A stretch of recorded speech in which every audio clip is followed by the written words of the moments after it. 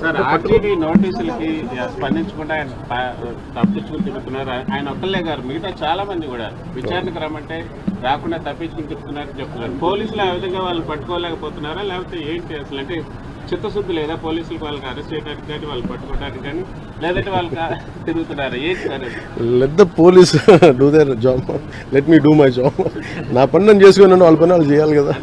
గత గవర్నమెంట్ లో అయితే ఎక్కడున్నా పట్టుకొచ్చేవాళ్ళు, మాత్రం చెప్తున్నారు వాళ్ళు ఢిల్లీ నుంచి కూడా పట్టుకెళ్ళిన సందర్భాలు అలా అనిపించట్లేదా ఇప్పుడు? అంటే మీకు ఇప్పుడు చంద్రబాబు గారి మీద నందిగామలో దాడి చేసిన వాళ్ళు సింపుల్ గా కోర్టుకు వెళ్ళి వచ్చి మేము బయటకు వచ్చేసామని చెప్పి కాలర్ ఎగరేసుకునేటువంటి పరిస్థితి కనిపిస్తా ఉంది. సో అంటే నేను ఒకటి లా అండ్ ఆర్డర్ హోమ్ నేను చేయట్లేదు.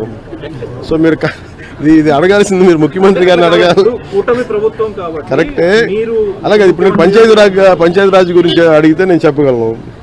కొన్ని ఇది మా ఇంటర్నల్ గా ఏం జరుగుతుందో ఒకసారి మీరు చెప్పినవన్నీ ఖచ్చితంగా నేనే దాన్ని తప్పించుకోవట్లేదు కదా, కానీ ఒక మాట చెప్పేటప్పుడు కొంచెం బాధ్యతగా చెప్పాలి. సో మీరు మా మీడియా మిత్రులు అడిగారు ఢిల్లీలో, ఇవన్నీ నేను ముఖ్యమంత్రి గారి దృష్టికిను హోంమంత్రి గారి దృష్టికి తీసుకెళ్తాను. ఏం చెప్పంటారు చెప్పండి, మీ మాటకు నేను తీసుకెళ్తానని. అంటే మిమ్మల్ని అంత ఇబ్బంది పెట్టినప్పుడు, అంత ధైర్యంగా ఆంధ్ర పోలీసు ఉన్నప్పుడు ఈరోజు ఆంధ్ర పోలీసు ఎందుకు తట్టుపాయిస్తున్నారు అడగాలి కదా, ఖచ్చితంగా అడుగుతాను. Extremely sorry to disappoint. అంటే ఇప్పుడు ఏదో ఉనికిపోతున్నాను, మంచం కింద కొంచెం నేడుస్తున్నాను అని అందరూ what ever the media speculating, వాళ్ళందరికీ చిన్న డిసప్పాయింట్మెంట్గా ఉండొచ్చు వీడియో. ఇక్కడ పాయింట్ ఏంటంటే, I just want explain the whole concept. ఇప్పుడు నేను ఆల్మోస్ట్ ఒక 1 year బ్యాక్ ఏదో ట్వీట్స్ పెట్టాను అనే ఎలిగేషన్. ఆ ట్వీట్స్ ఎవరో మనోభావాలు దెబ్బతిన్నాయి. ఇక్కడ విచిత్రం ఏంటంటే 1 year బ్యాక్ పెట్టిన ట్వీట్స్ 4 డిఫరెంట్ ప్లేసెస్లో 4 డిఫరెంట్ జ్యూరిస్డిక్షన్స్లో 4కి ఒకే 3-4 రోజుల వ్యవధిలో వాళ్ళ మనోభావాలు దెబ్బతిన్నాయి. వాళ్ళు ఆ పరంగా కంప్లైంట్ ఇవ్వడం, కేసులు పెట్టడం జరిగింది.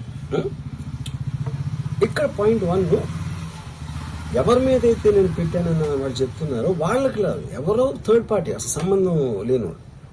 సో ఆ కాంటెక్స్లో అసలు ఈ కేసు ఎలాగా, ఈ సెక్షన్స్ ఎలా వర్తిస్తాయి అనేది అప్పుడు ఆబ్వియస్గా నాకు వచ్చే అనుమానం కానీ, నాకు కానీ నా మనుషులు కానీ, ఇది ఒక పర్సిక్యూషన్ చేయటానికి ఒక పద్ధతి ప్రకారం ఉన్న ఎలవబుల్ లాస్ని వాడుతున్నారా, లేకపోతే ఇప్పుడు వరల్డ్ ఓవర్ ఒక ఫినామినా ఏం జరుగుతుందంటే, పొలిటికల్ పార్టీస్ వాళ్ళు they are weaponising the systems of the police. అది అమెరికాలో జరుగుతుంది, యూరోప్లో జరుగుతుంది, ఇక్కడ కూడా జరుగుతుంది. అప్పుడు నేను ఏ ఒక్క వ్యక్తిని, ఒక పోలీస్ ఆఫీసర్ని కానీ, ఒక పొలిటికల్ పర్సన్ కానీ నేను బ్లేమ్ చేయట్లా. I think it happens in certain ఒక ఏమంటారు దాన్ని, ఒక వే. అది అందరూ కూడా ఎంతో కొంత అది చేయటానికి టెంప్టేషన్ ఉండొచ్చు. But eventually there is the law of the land which will take the final call. So అది that I completely agree, believe in that and I abide by that as a citizen.